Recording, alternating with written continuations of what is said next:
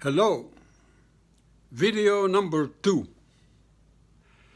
Well, what shall we talk about this time? Let's see. In the first video, I did introduce ideas that require a reshuffling of the Constitution. The problem with changing the Constitution is obvious. We don't agree on very small, little things. How are we going to agree on the Constitution? Changing the Constitution, my goodness. Can you see that? Congress has to meet and decide to change, to write a new Constitution. Oh my goodness. Well, that's not going to happen, not in a country that is divided like ours. Okay, that is clear. So I'm not going to try to go against the current, and I can't move mountains, you know. So we have to be realistic and go back to the Constitution in an indirect way. Now, this is what I have discovered about the Constitution. I'm going to let you in on a secret here. Nobody knows it. This is my discovery. Now, what did I discover? The 9th and 10th Amendments introduce things that go very far in giving state and local governments far greater autonomy than they have now. But they have been ignored, those two amendments. They were interpreted stupidly or not interpreted at all because they are enigmatic. We don't know what they say. So if we don't know what they say, we leave them aside. We don't worry about them. I have discovered what they say. You are going to say I'm cuckoo a little bit, yes. So this is a question of interpretation of difficult text. Now, I learned how to interpret difficult texts that are enigmatic, that are apparently meaningless or totally crazy. How do we interpret those? I learned how to interpret them in my studies of the Gospel of Mark. Well, in the Gospel of Mark, there are passages that make no sense.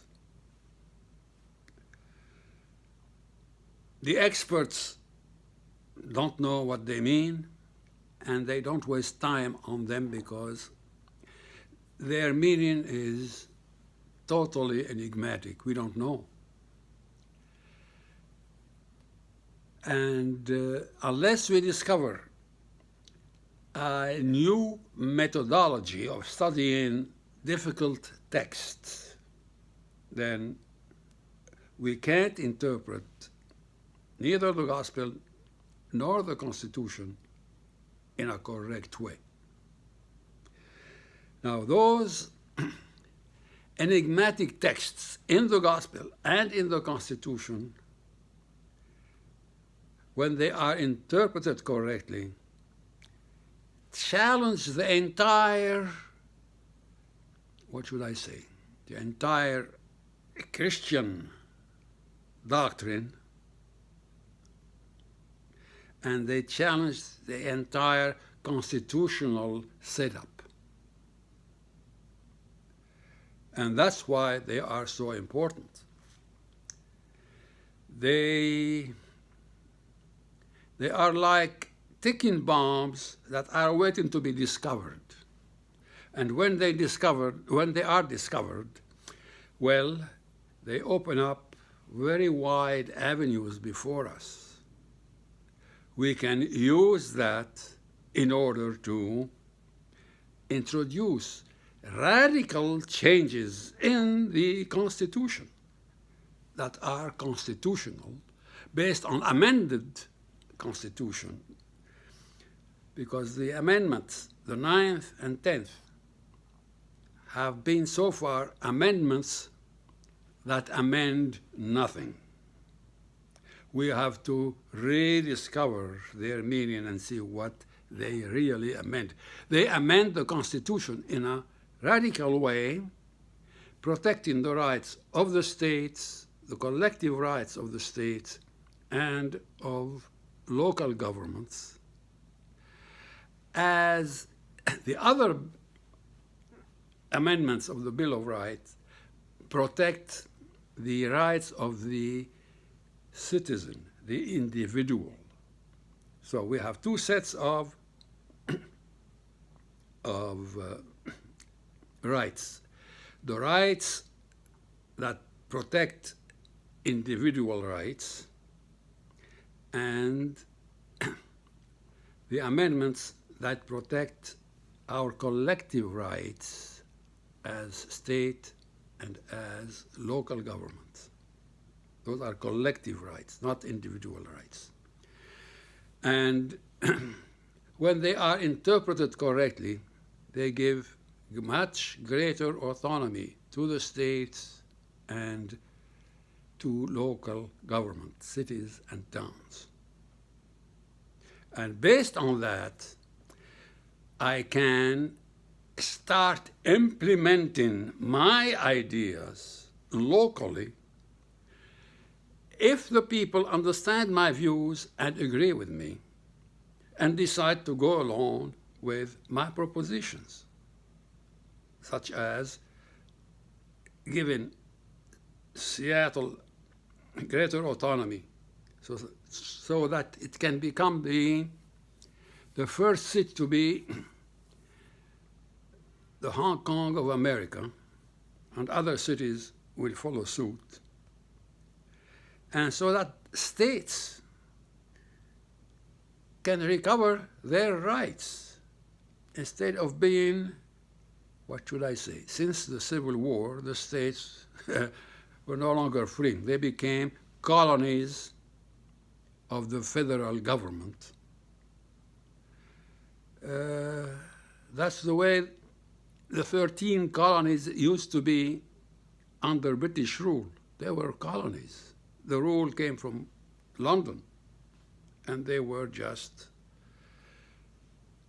far enough to have some autonomy, but they were under the direct control of London and the king. Same way here. After the Civil War, not only the southern states, the defeated states, became hostage of the federal government and colonies of the federal government, but all the other states as well. They all lost their autonomy and they became, as I said, like colonies, no longer free states. They were colonized and occupied. And when we speak of sanctuary cities, they try very faintly to free themselves from that occupation. They say, we won't cooperate with the federal powers. Oh, we won't cooperate, but you are occupied, my friends. You have to free yourself from that occupation and become really free cities. Now, this is what I wanted to say in this second video. And let's keep it short, because when they are too long, they are hard to transmit. So think about what I said and read what I said in my website, rethinkingamerica.net.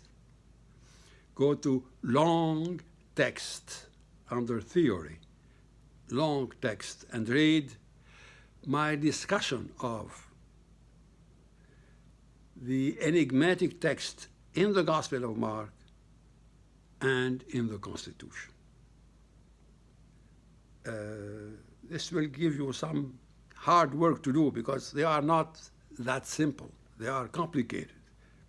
So just take your time and just get back to me, ask questions, and let's discuss those new and revolutionary ideas. Shall we? Okay, let's see you next time. Bye-bye.